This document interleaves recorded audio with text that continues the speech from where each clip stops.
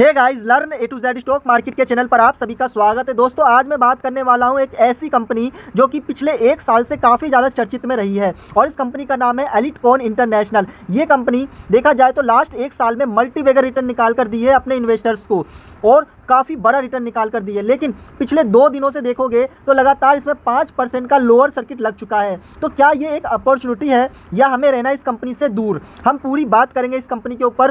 तो आइए स्टार्ट करते हैं इस वीडियो को।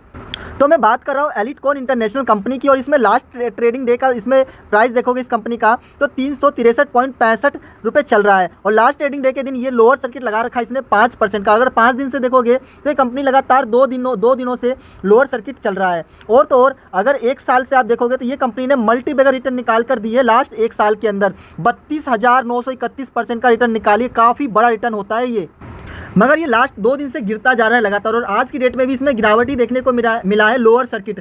तो इसका रीज़न क्या हो सकता है, पहले हम उसको समझेंगे। और इसमें जो गिरावट देखने को मिल रहा है तो क्या ये एक अपॉर्चुनिटी दे रही है या फिर ये एक फंसने वाला जाल है, ठीक है, फंसाने वाला जाल है। तो उसको पूरा समझेंगे इस कंपनी के ऊपर। तो एक बार आपको इसके प्रमोटर्स को देखना चाहिए।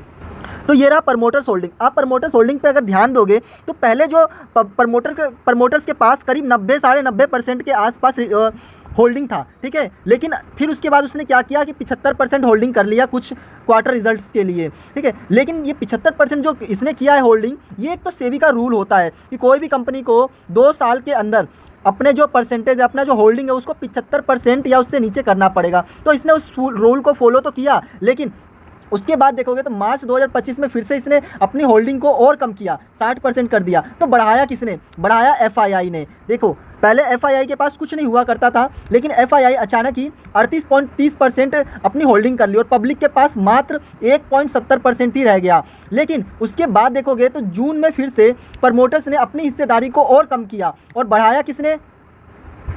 पब्लिक ने। अगर आप यहाँ पे एफआईआई पे ध्यान दोगे तो एफआईआई ने बहुत मामूली सा उसने अपनी हिस्सेदारी को कम किया। अब यहीं पे आपको समझना है, इसी जगह पे समझना है कि यहाँ चल क्या रहा है।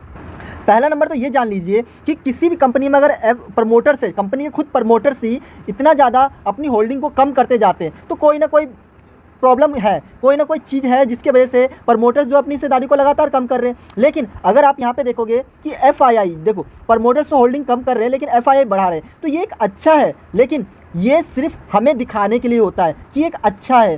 कई कंपनीज़ में ऐसा चीज़ करते हैं कि प्रमोटर्स अपनी हिस्सेदारी कम कर लेते हैं और एफआईआई बढ़ा लेते हैं, ठीक है। जिससे क्या लगता है कि यार ये तो कंपनी अच्छी है कि प्रमोटर्स ने तो होल्डिंग बढ़ाया, एफआईआई ने भी बढ़ा दिया, चलो ठीक है, प्रमोटर्स ने थोड़ा होल्डिंग कम किया लेकिन एफआईआई ने बढ़ाया, तो ये पॉजिटिव में लेके चले जाते हैं। और जो कि पॉजिटिव दिखाया जाता है, अगर आप नोटिस करोगे तो इससे पहले जो पब्लिक होल्डिंग था वो 1.70% था, लेकिन अब पब्लिक की होल्डिंग देखिए 2.25% कर दिया, ठीक है। और कम किसने किया? तो कम किया है ये प्रमोटर्स ने। और एफआईआई ने बहुत मामूली सा कम किया ताकि लोगों को पता भी ना चले कि जो एफआईआई कम करी है। लेकिन आपको आने वाले कुछ क्वार्टर्स में और चीज़ें देखने को मिलेगी कि प्रमोटर्स ने तो कम कर लिया, ठीक है, अब एफआईआई भी कम करना चालू करेगी और बढ़ेगा किसका? पब्लिक का। धीरे धीरे क्या होगा कि ये सिचुएशन ऐसा बनेगा कि जो ज़्यादातर अब हिस्सेदारी रहेगी ना, मतलब 40 करीब 30% से 40% के आसपास पब्लिक को ले ही आएंगे। मेरे को ऐसा अनुमान लगता है, ये मेरा अनुमान है, ठीक है। मैं अपना सजेशन दे रहा हूँ, सिर्फ ये एक अनुमान लगा रहा हूँ कि ऐसा हो सकता है। रीज़न क्या है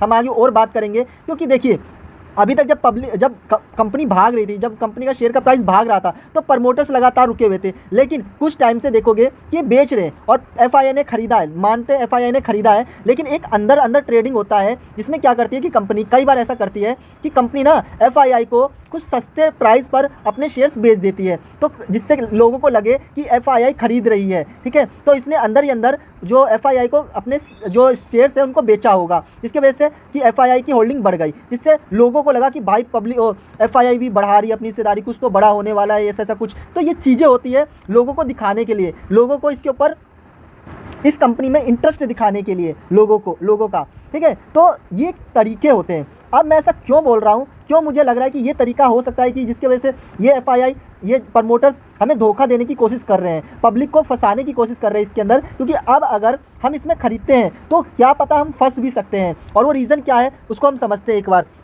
तो इसके लिए पहले मैं एक बार इसके फंडामेंटल्स पे आता हूँ। आप यहाँ पे ध्यान से देखिए, पहला नंबर, कंपनी का मार्केट कैप बहुत ज़्यादा बड़ा हो चुका है। कंपनी काफ़ी बड़ी हो गई है। जब मैंने 9 महीने 8 महीने पहले ये वीडियो बनाया था तो इसका जो मार्केट कैप था ना मात्र 7 से 8 करोड़ का हुआ करता था, ठीक है। लेकिन आज की डेट में देखिए करीब 58 करोड़ का इसका मार्केट कैप है। वहीं पर पीई रेशियो देखिए कितना ज़्यादा महंगी हो गई है ये कंपनी, बहुत ज़्यादा बढ़ गई है ये कंपनी का पीई रेशियो। वहीं पर इसका प्राइस देखिए, अभी आपको काफ़ी कम लग रहा होगा, 363 रुपये लग रहा है, लेकिन यहाँ पर अगर इसके फेस वैल्यू पर नज़र डालोगे तो ये 1 रुपये फेस वैल्यू चल रहा है, जो कि कंपनी का कितना होता है 10 रुपये होता है। इसका मतलब ये है कि कंपनी ने पहले ही 10 भाग में अपने शेयर के प्राइस को तोड़ चुका है, मतलब स्टॉक स्प्लिट कर चुका है। इसका मतलब ये है कि इसका ओरिजिनल जो प्राइस होना चाहिए था ना 10 रुपये फेस वैल्यू के हिसाब से करीब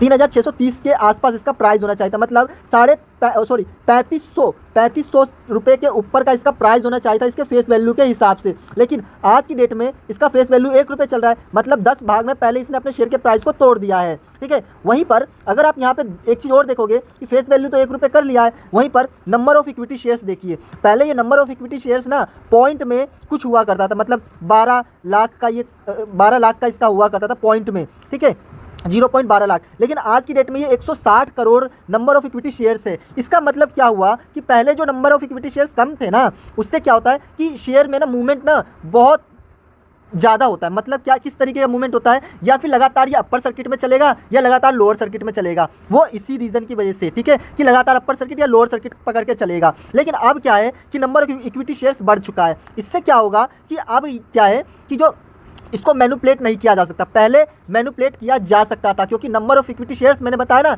मात्र 12 लाख ही ये नंबर ऑफ इक्विटी शेयर्स था। 12 लाख समझते हो ना, कोई भी बड़ा इन्वेस्टर्स खरीद कर, और उस टाइम इसका शेयर का प्राइस भी काफ़ी अच्छे लेवल पे चल रहा था, 50 से 100 रुपये के रेंज में चल रहा था इसका शेयर का प्राइस, तो कोई भी बड़ा इन्वेस्टर्स खरीद सकता था, अंदर इसको खरीद सकता था, ठीक है। तो इसको मैनिपुलेट किया जा सकता था। लेकिन आज के टाइम में इसका जो नंबर ऑफ इक्विटी शेयर्स जो बढ़ा है ना, उसकी वजह से इसको मैनिपुलेट करना अब थोड़ा मुश्किल हो जाएगा, ठीक है। वहीं पर कंपनी काफ़ी ज़्यादा बड़ी हो गई है, देख रहे हो 60,000 करोड़ के आसपास ये कंपनी का मार्केट कैप पहुंच चुका था, जो कि बहुत बड़ी देखा जाए तो हो चुकी है, ठीक है। तो अब जो ये कंपनी है ना, धीरे धीरे क्या होगा कि इसमें गिरावट तो होगा। क्यों गिरावट होगा? क्योंकि ऑलरेडी ये बहुत ज़्यादा महंगी हो गई है, इसका पी रेशियो काफ़ी ज़्यादा बढ़ चुका है। तो पी रेशियो को पहले नंबर बैलेंस करेगा, ठीक है। उसके बाद क्या होगा कि जो अब सर्किट में भाग रहा था, लगातार सर्किट पे चल रहा था, क्यों? क्योंकि नंबर ऑफ इक्विटी उस टाइम शेयर कम था, लेकिन अब ये ज़्यादा 160 crore number of equity shares हो गए हैं। तो अब इसमें जो मूवमेंट है वो डायरेक्ट अपर सर्किट वाला नहीं होगा आगे चलकर, ठीक है। मतलब ये है कि लगातार ना ही ये अपर सर्किट में चलेगा, लगातार ना ही ये गिरेगा अपर सर्किट में, ठीक है। तो वो मूवमेंट तो अब धीरे धीरे इसमें खत्म होता हुआ दिखेगा आप लोगों को। और तो और अब जो इसमें मूवमेंट देखने को मिलेगा वो ज़्यादा भागता हुआ मूवमेंट नहीं दिखना चाहिए, वो नॉर्मली दिखना चाहिए, अपने आप को अंडर वैल्यूड करेगा। अब ये थोड़ा सा अपने आप को रेस्ट देगा ये कंपनी, ठीक है। वैसे तो देखा जाए इस कंपनी का जो बिजनेस है वो काफ़ी अच्छा है। कंपनी जो है तंबाकू और एफएमसीजी दोनों के अंदर काम करती है, और काफ़ी बड़े लेवल में 50 से ज़्यादा कंट्रीज़ के अंदर ये कंपनी का प्रेजेंस है, ठीक है। कंपनी काफ़ी अच्छी है, ऐसा नो डाउट। फंडामेंटली तो ठीक है, कंपनी थोड़ा सा ठीक है इस टाइम, क्योंकि कंपनी ऑलरेडी महंगी हो चुकी है, तो फंडामेंटली थोड़ा सा वीक है इस टाइम हो गया है। लेकिन कंपनी का जो बिजनेस है वो काफ़ी अच्छा है, A1 बिजनेस है कंपनी के। बिजनेस में कोई मेरे को डाउट नहीं है, क्योंकि तंबाकू और एफएमसीजी आगे तक चलता रहेगा, वो कोई डाउट नहीं है। तंबाकू कोई छोड़ नहीं सकता, और एफएमसीजी खाने पीने वाला आइटम भी कोई छोड़ नहीं सकता। तो बिजनेस तो अच्छा है, लेकिन अभी के टाइम में आप इसको इग्नोर जरूर करके चलिए, क्योंकि अब इसमें रिस्क बढ़ गया है। कोई भी नया इन्वेस्टर्स इसमें बाय करने से पहले एक बार जरूर सोचना कि क्या मैं इसमें फंस ना जाऊँ, ठीक है। क्योंकि अभी इसमें बाय करने का सही टाइम बिल्कुल नहीं है। अब तो मुझे जो लगता है, मेरे अकॉर्डिंग आप एक बार अपना खुद का भी रिसर्च करिए। मेरा कोई भी इसमें बाय या सेल कॉल नहीं है,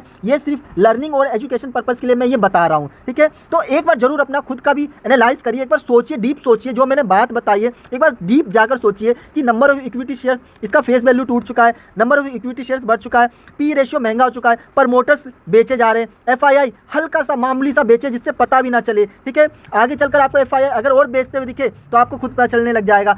बढ़ाएगा कौन? पब्लिक, जो कि जहां हर बार पब्लिक ही फंसती है, तो पब्लिक का हर जगह नुकसान ही होता है। तो ऐसे माहौल में जहां कंपनी का शेयर लगातार भाग रहा था, अब वो गिरना चालू कर सकता है। तो जरूर है कि इसमें पब्लिक फंस सकती है, तो ये एक रिस्की जोन हो सकता है, क्या पता ये एक जाल भी हो सकता है। तो मेरे हिसाब से आपको इस शेयर से इस टाइम तो दूर रहना चाहिए, क्योंकि अब जो वो मूवमेंट आप सोच रहे हो कि अपर सर्किट वाला लगातार, वो मूवमेंट काफ़ी ज़्यादा कम हो जाएगा, और ये नॉर्मली ट्रेड करेगा जैसे नॉर्मली बाकी शेयर्स करते हैं ट्रेड। ये अब अपर सर्किट या लोअर सर्किट में कम चांस है कि डील करता हुआ दिखने को मिलेगा। और जो अभी गिरावट देखने को मिल रहा है वो सिर्फ यही रीज़न है कि ये बहुत ज़्यादा ओवर वैल्यूड हो चुका है, बहुत ज़्यादा भाग चुका है, जिसकी वजह से अब ये थोड़ा रेस्ट करना चाहता है और अपने आप को बैलेंस करना चाहता है, इसलिए अब ये गिर रहा है। तो आप इसको अभी अवॉइड कर बिल्कुल चल सकते हो। मिलते हैं नेक्स्ट वीडियो में। Okay bye.